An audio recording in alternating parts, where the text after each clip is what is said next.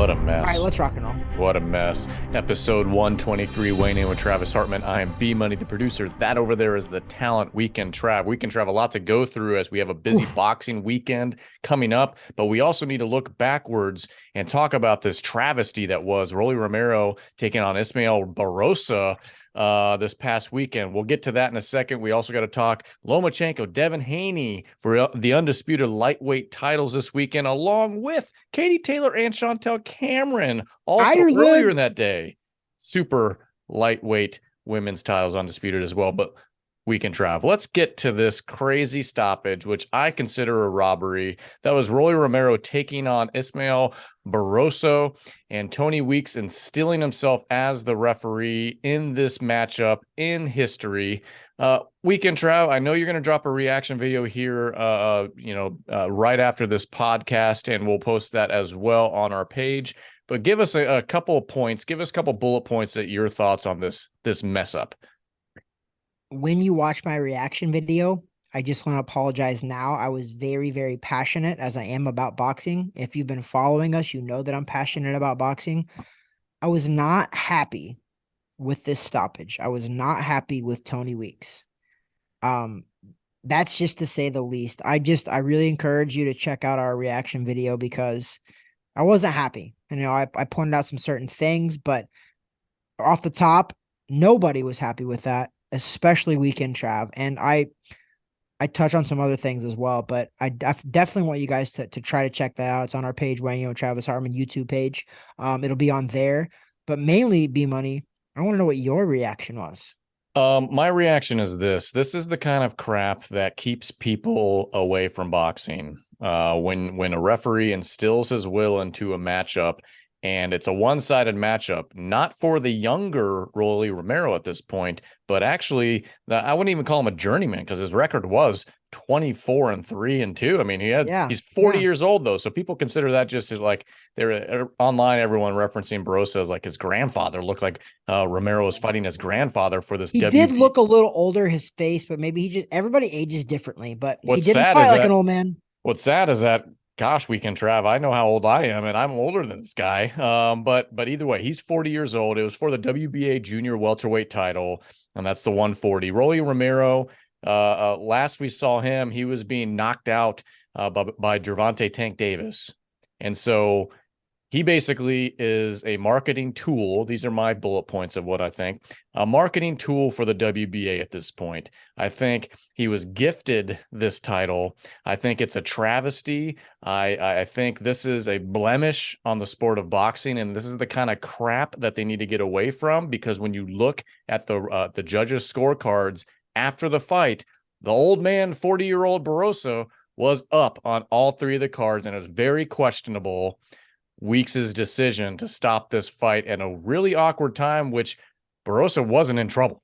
So I'll leave it at that. And it was at the end of a round. I just don't like Weekend Trav. I think it's a nightmare. I think Rolly Romero is not very good. I've made myself very clear about that on this program before. And now I think he's definitely a marketing tool with his weird voice.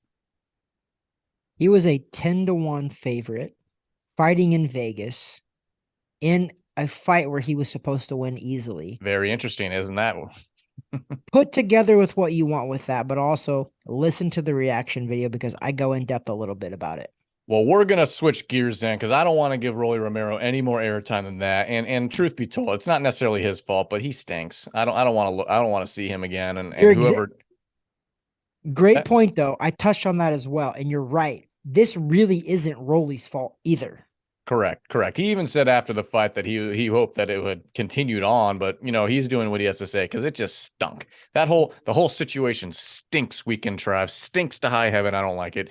But we're gonna go to something that I know boxing fans are looking forward to, and now hopefully to basically sweep this mess under the rug and get back to purity, and that is Vasiliy Lomachenko taking on the champ Devin Haney. Coming up this Saturday, May 20th at MGM Grand Garden Arena there in Las Vegas. ESPN Plus pay-per-view is how you can catch this, or if you're in the UK, check it out on Sky Sports.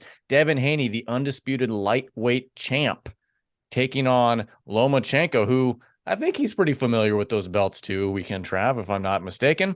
And Yes, he Devin used to Haney own is 29-0 coming into this fight. Lomachenko 17-2. Let's talk a bit about this. I think you're going to drop a prediction video on Friday about who you think is going to win this thing and how. But let's talk sure. Lomachenko, Devin Haney this Saturday, Las Vegas for all the gold.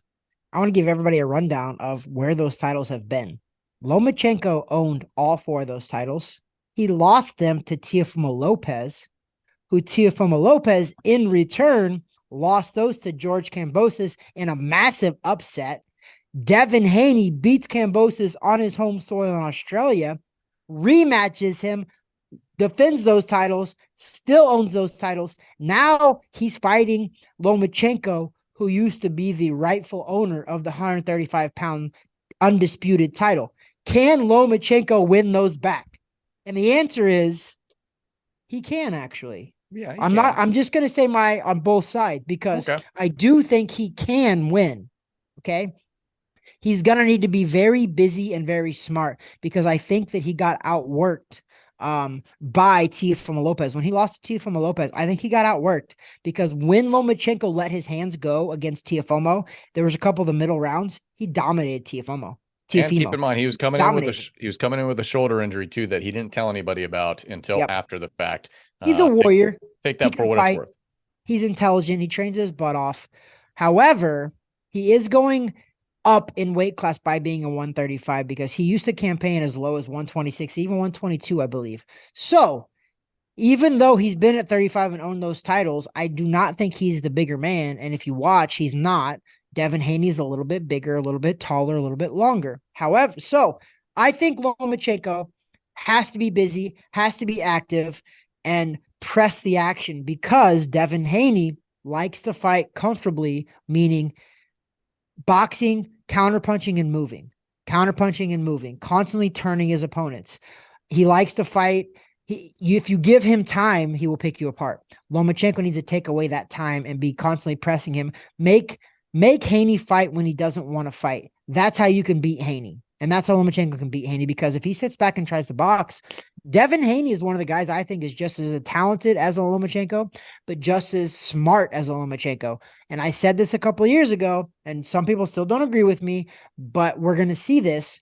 I predicted a couple of years ago that Devin Haney had the capabilities, the talent, the smarts, the inside, outside the ring smarts to run that division long term. I still believe that. Yeah, this is an interesting matchup because I think you hit it on the head. These are two intelligent guys, and I think to the average viewer, it's probably going to be a boring fight. And that doesn't mean it's a bad fight. I just think to someone that is not used to watching boxing and any sort of combat sports and understands what's going on in there, they're going to say this sucks. There's not a lot of going on, but in reality, it's probably one of the most intense chess matches that we're going to see in the ring all year between these two guys. This is definitely a legacy fight for Lomachenko, right? He's 10 years older than Devin Haney. He's it's comfortable to say that he's on the other side of his career at this point, I think. I think so too. Eddie Hearn had some interesting comments about this fight heading into it, basically saying that he thinks Haney will dominate every round and that Lomachenko is definitely, at the end of his career. And so there should be no question who's going to win this thing. I mean, he has his own reasons for saying that since Devin Haney, chances are, a free agent after this fight. Yeah. I don't know, Weekend Trav. I want, my heart wants me to say Lomachenko has a good shot. But I just think there's way too much against him in this fight to really make it as competitive as we hope. But Devin Haney's smart. I'm not, as I've made mention on this program many times, I'm not a Devin Haney fan. I just don't like his personality, to be honest. His in-ring work, hands down, is marvelous. But I just think he's trying to be somebody he's not outside of the ring, and it just kind of rubs me the wrong way as a fan. But that being said, you like to be rubbed too. For him to rub you the wrong way is not good. No. Well, that's what I said. So that being said, but within the ring, he's a technician. I mean, kudos to him. I just think his dad starts to get involved a little too much, and we've seen that time and time again with some of these fighters. I do disagree though with Eddie Hearn. I don't think that Lomachenko is at the end of his career. I think he's at the end of his career at 135. Mm. I think Lomachenko can go down as low as 126 and dominate. And I would love to see him meet the monster in a way I was at about to say that. 126, which is kind of a catch weight, right? But Wow. I would love to see that. And I think we've seen the best of Lomachenko at 135. Yeah. I just think I love this guy because he dared to be great. He cleaned out divisions and was like, you know what? I'm going to keep going up until I can't go up anymore, which is also what Canelo did. Canelo's went up, and I think he met his match at 175 at light heavyweight. I think that's the most Canelo can go up. He can't go to cruiserweight. He can't. Light heavyweight is his max, which is phenomenal. He dared to be great, and I love that. That's what I love about Lomachenko. Yeah. He dared to be great. He's fighting these guys that are bigger, faster, stronger, and he was beating most of them. So I think he's done at 135. Yeah. I do not think he's done. I think he could dominate guys that were closer to his weight, and I think he'll do well still. But he's got Devin Haney in front of him right now, so we'll see. Yeah, Lomachenko's quietly gone 3-0 ever since losing belts to Teofimo Lopez. So it should be interesting. It's like I said, it's a tactician's game here. It's a chess match between these two. Devin Haney is definitely the cream of the crop of that weight class, and definitely has runway in front of him to continue to be so. So we will see. This is a steep test, and it's a legacy fight. This is important for the resume. This is important for Devin Haney too, to make a statement. If he takes down his elder statesman, somebody that has been the guy, that says a lot going forward. And who's next then? We can Trav, just real briefly, and don't give away your prediction, but you mentioned how Lomachenko can win this thing. Give us the quick 60 seconds. How does Devin Haney win this fight with Lomachenko?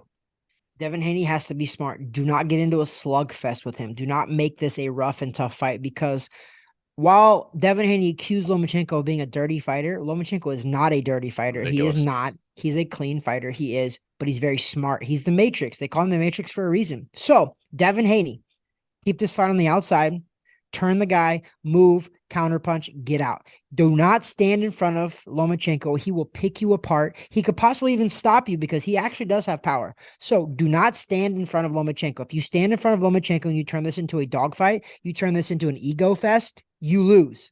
But I don't think Devin Haney will do that because he's smart. He knows better. So he has to stay on the outside. Listen, he fought Kambosos, who comes forward, pressures, and he boxed and moved for 12 rounds. Devin Haney is always in phenomenal shape. The guy does work really hard. Right. He's very intelligent. Stay on the outside, turn the guy, get off the ropes. Your back's touching the ropes. You're going to lose the fight. That's what he's got to do. Yeah, you made an interesting comment, and then we'll move on to the next topic. There was an encounter with them leading into, I think it might have been the press conference or something like that. They're both in the same walkway, and Devin Haney is, calling out Lomachenko to his face, calling him a dirty fighter. I'm thinking to myself, are we just trying to create heat for this thing? Are we just trying, where's your mental state to pick him apart for some weird stuff when everyone knows that's not Lomachenko's game? It's just really interesting back and forth. It's almost like it was almost trying to sell this thing a little bit more to the fan base, or at least to himself, and get that heat riled up. Yeah. So I don't know. We can try. I didn't like that. I think that was just kind of lowbrow, if you want to call it that. Yeah, you never know the reasons for that either. Like maybe Haney's trying to pull some BS, get in his head. Who knows? Because Lomachenko is one of the most humble, hardworking guys out there. He's not dirty. He's a very good boxer, and he fights fair and he wins fair. So Devin Haney was off the cuff saying that. He was out of line for sure, which tells me that maybe he's trying to pull a new wrinkle in his whole trash talking and then try to say something so completely outrageous that even Lomachenko, you could see his face. He was like, huh. Then he was like, what fight are you talking about? When did I ever do that? Yeah. Because I think even Lomachenko was like, that's weird. Like, do I do that? Like, he was even thinking about it, and then was just like, what fight are you talking about? And I don't think Devin Haney could even say. He said Comey, but that was BS. And then you add the extra wrinkle of the language barrier, too. It's like, this makes no sense. Anyways, Weekend Trav. So that is this weekend, May 20th, from Las Vegas, ESPN Plus pay-per-view. Keep that in mind, folks. Here in the U.S., in the U.K., Sky Sports. Devin Haney, Vasiliy Lomachenko, this Saturday for the undisputed lightweight titles. Interesting matchup. Let's shift gears real quick because I don't think this has gotten a lot of love. It's the same day, but it's earlier in the day, Weekend Trav. Another undisputed title fight, this time with the ladies, but we're talking one Katie Taylor taking on Chantelle Cameron for Cameron's super lightweight titles there in Ireland is where this fight, Katie Taylor's home country. That's going to be on DAZN same day, May 20th. I think U.S. start time is going to be something like 2 p.m., something along those lines. Weekend Trav, I tell you what, pretty interesting, pretty intriguing matchup. I know it's not Amanda Serrano like everyone wanted, but this is pretty interesting, right? It is. It's pretty cool because this is also Katie Taylor's first fight back since the Serrano fight, right? She took a little time off, I think. So it's kind of cool to see her back in the ring, see her to see if she can capitalize off of that heat and that fight of the year. Based on our ratings, we gave it fight of the year, man. It was, and I agree with it. Her and Amanda Serrano was fight of the year. I'm not saying just for women or men. It was a fight of the year candidate for sure. So yep. I like it. And she gets to fight in her home country. I know that I'm pretty sure that the original opponent had fallen off, and they almost lost that reservation to fight it there. And I think Conor McGregor even stepped in, I thought I heard, and secured that date. Eddie Hearn is also part of this because I think they're promoting it. So that's pretty cool to see that she gets to fight in her home country, and I don't think she ever has. So I think that she's earned that right. And I think it just goes to show you that women's boxing is not going anywhere. This isn't like the WNBA. Women's boxing is growing. I think clearly it's growing, B-Money. Hey now. Don't attack my ladies over there in the WNBA. I stole your attack. Wow, gosh. But this is interesting weekend, Trav, because wouldn't it be something if Katie Taylor wins this and now she's walking away with a ton of hardware, literally 2 weight classes of hardware. Yep. Undisputed in both. That would be quite awesome for a guy or a girl. It doesn't matter who you are. That's a pretty tremendous feat to be an undisputed champ in 2 different weight divisions at the same time. That's really what's on the line for her, because her belts aren't on the line. Not the ones that she had with Serrano. Yep. Correct. So this is a pretty intriguing matchup. It's going to be a nice gambling weekend, I think, for some pugilist fans as you go from that and then into the Haney Lomachenko fight. So just a lot of action going on this Saturday weekend, Trav. We're pretty pumped for it. Want to just toss it to you though, because I know we've been kind of back and forth. We've been on Zoom calls. We've been doing this. We haven't been in studio for a while. The summertime's weird. You just got back from Las Vegas. Which is crazy. Yeah, I want to toss it to you. Just open floor. I won't call it final thoughts, but talk to us, buddy. You just got back in town from Vegas. I had a really cool trip to Vegas, and as a boxing fan that I claim to be, Romero was at the Cosmopolitan fighting while I was out there, and I didn't even think to go. Okay, we had plans already. I'm gonna open up here and tell everybody I went to a Rod Stewart concert. Woo! He's 78 years old. And he put on a phenomenal performance. It was pretty cool. To be fair, it was cool. My mom liked Rod Stewart. I didn't really listen to Rod Stewart, but I knew his big songs because my mom used to play it all the time.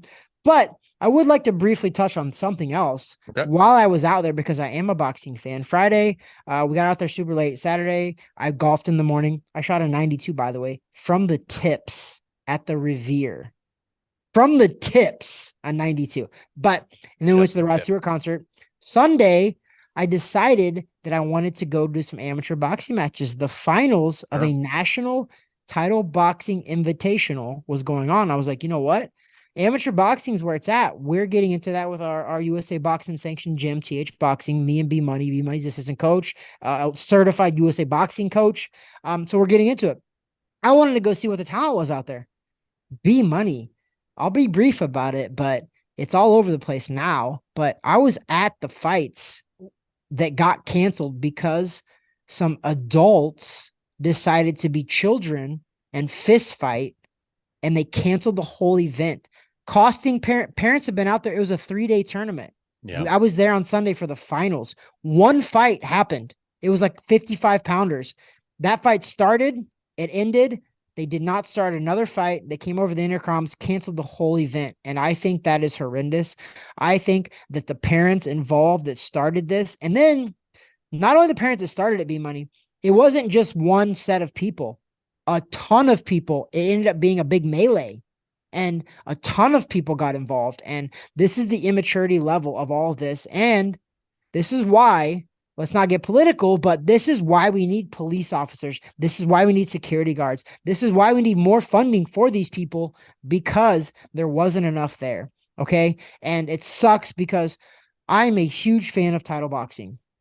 And title boxing was just the sponsor. They didn't put the event on, but it does look bad on them. And I actually was there speaking with a title boxing representative. So I think it sucks. And I would love to have title boxing on here to talk about it briefly, about how amateur boxing and the health of amateur boxing, because funny enough, before that even happened, I was actually chatting with the title boxer, Doug is his name. I was actually chatting with him about I had a brief bad experience for my boxing matches for Emilio.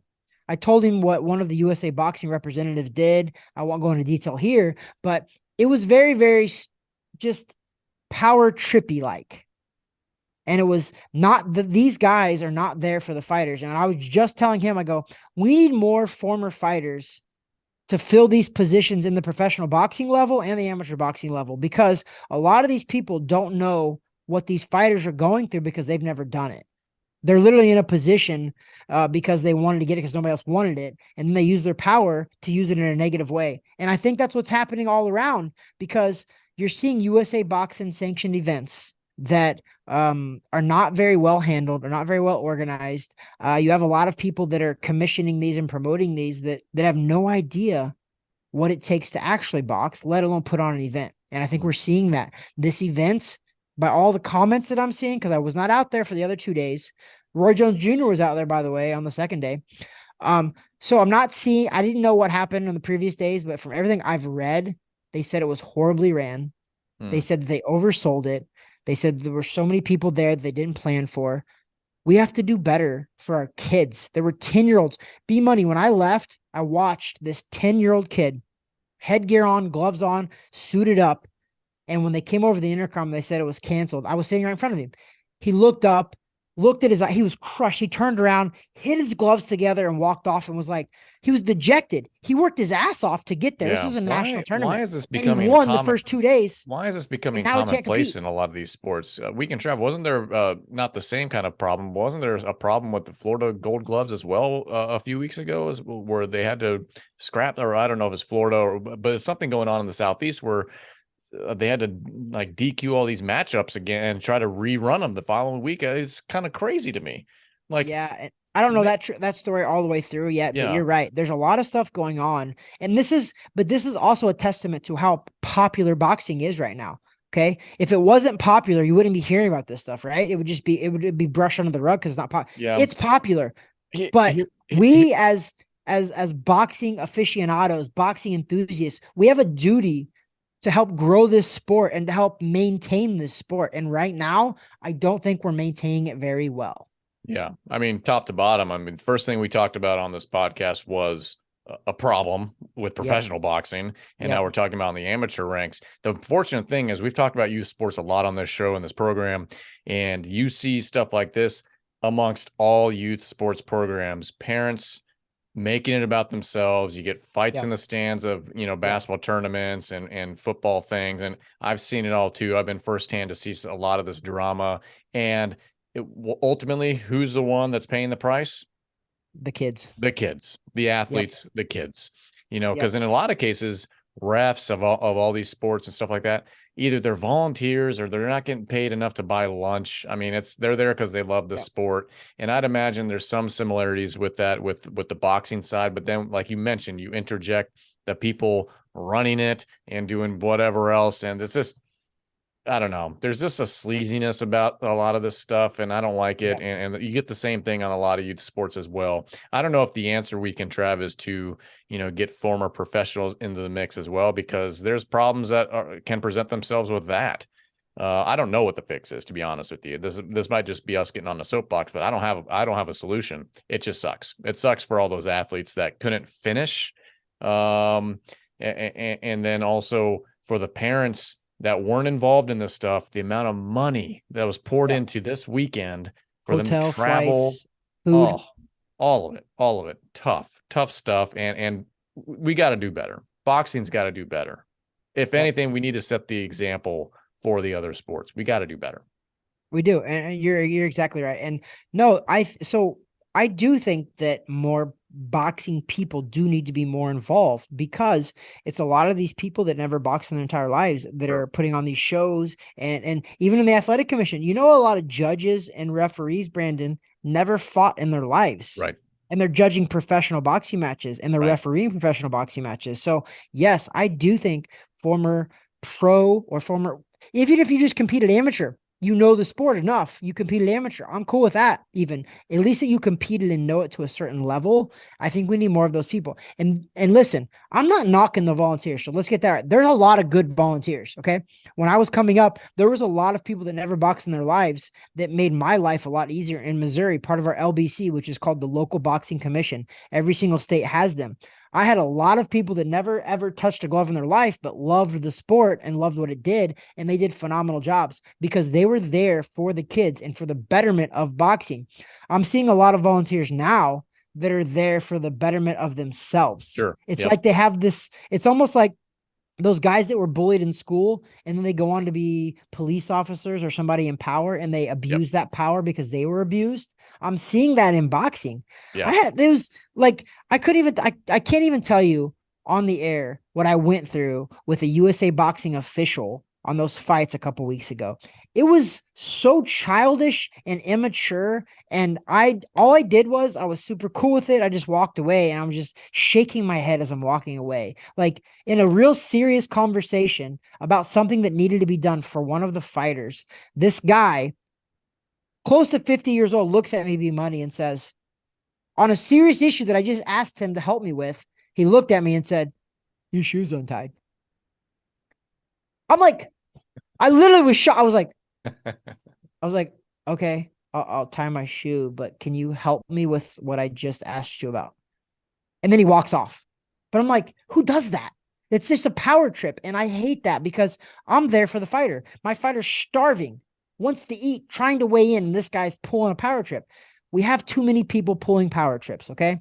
Yep. Let's do it for the athletes. Any sport, B Money, you're a coach as Every well. sport. Let's start remembering why we're there. We're not there for our own gain. We're done with that. We're there for the betterment of the sport, the betterment of these athletes, and we have to show them and be better examples for them because we are representatives now of our sport. We are the holders of these sports. We have to do better. Man, I think that feels like a good wrap up and a good 100%. final comment from Weekend Trav there. We got to I've be been better. I've been drinking my bourbon, Dale, and I probably don't need a second glass, or we will go on our rant.